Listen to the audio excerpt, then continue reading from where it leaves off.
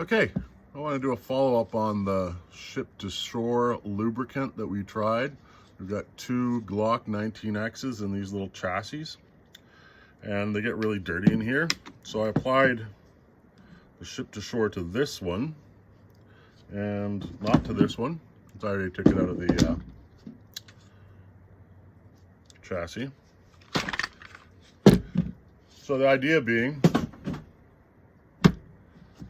we're going to see if it makes any difference in carbon buildup or removing carbon. So this one on the right, or my right, had the ship to shore applied. This one didn't. It was just G96, something like that. So let's check it out. So that wiped off fairly easy. These have got several thousand rounds for each. We'll try this one. Not quite as easy.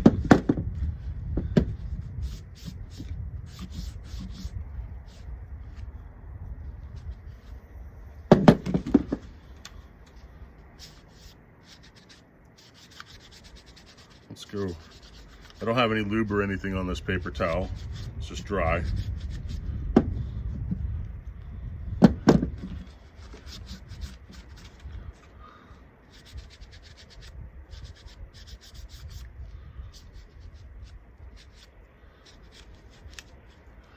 So I did them both quite hard. This has still got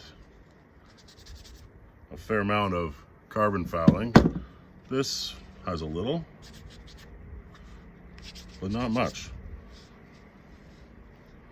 Actually, it's coming off fairly easy. So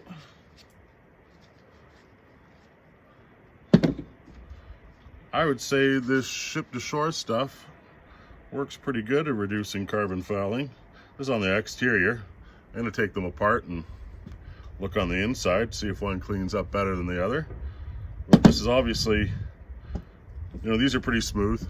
Fouling comes off fairly easy, but that's definitely a difference. And like I say, they've both been shot a couple of thousand rounds.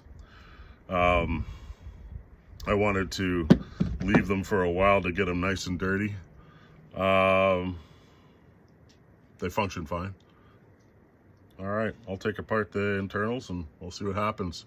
But so far, the ship to shore seems to work better as reducing, giving it a coat of ship to shore works better than the just G96. And I presume maybe some other gun lubricants as well. There you go. Okay, so just popped them apart. They're both very well fouled. Again, this is the ship to shore, this is the G96. There's the slides. Hope you can see it. I know, I suck at videos. But let's just take a look with again, the dry paper towel in here.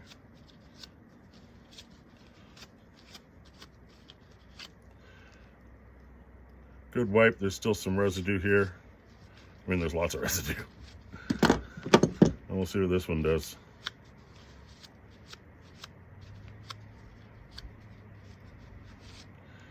This has still got some residue. I'll go hard on this one as well.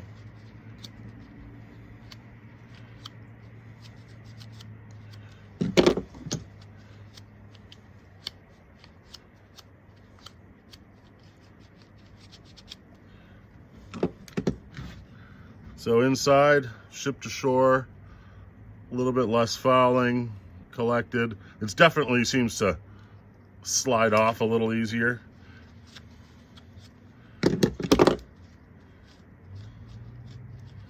On the metal comes out all fine on both of them. As you might expect, the muzzle, around the muzzle is where it gets absolutely filthy in those little chassis. It gets filthy in most guns there anyway, with chassis not. Ship to shore. Not sure anything was gonna wipe off easy with this. I actually had to really persuade the G96 spring to come out.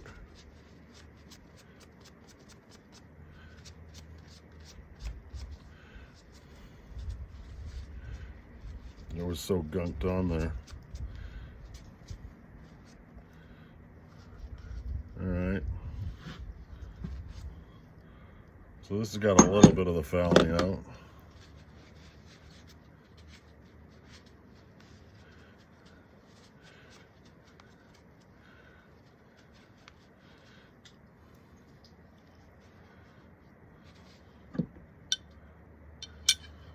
I'd say the Ship to Shore did better on this one as well.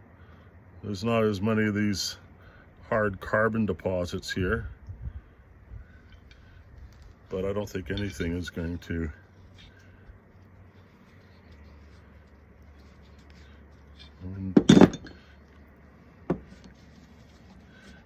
completely eliminate that, sorry.